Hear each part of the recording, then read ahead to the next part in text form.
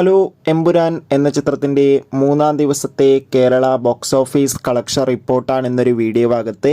വീഡിയോയിലേക്ക് മുൻപ് video like ചെയ്യുക, ചാനൽ സബ്സ്ക്രൈബ് ചെയ്യുക. മാർച്ച് ഏപ്രിൽ മാസങ്ങളിൽ അങ്ങോട്ട് ധാരാളം ചിത്രങ്ങൾ OTT റിലീസ് ചെയ്യും. നമ്മുടെ ചാനൽ ഭാഗം പരിശോധിച്ചാൽ നിങ്ങൾക്ക് ആ വീഡിയോയ്ക്ക് കാണാൻ വേണ്ടി സാധിക്കുന്നതായിരിക്കും. മോഹൻലാൽ, പൃഥ്വിരാജ്, മഞ്ജു വാര്യർ, ടൊവിനോ തോമസ് എന്നൊക്കെ പ്രധാന കഥാപാത്രങ്ങളായി മാർച്ച് 27 റിലീസിനെത്തിയ ചിത്രമായിരുന്നു എമ്പുരാൻ.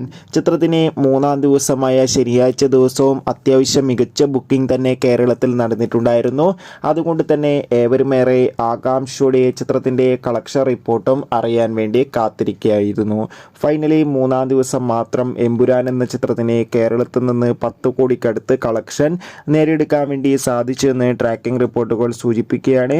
കാത്തിരിക്കാം കൂടുതൽ ബോക്സ് ഓഫീസ് കളക്ഷൻ റിപ്പോർട്ടിനായി. ചിത്രം കണ്ടവരുടെ അഭിപ്രായം കമൻറ്റ് ചെയ്യാൻ വേണ്ടി ശ്രമിക്കുക. കൂടുതൽ സിനിമാ വാർത്തകൾക്കായി ചാനൽ ഇപ്പോൾ തന്നെ സബ്സ്ക്രൈബ് ചെയ്യൂ. ബൈ.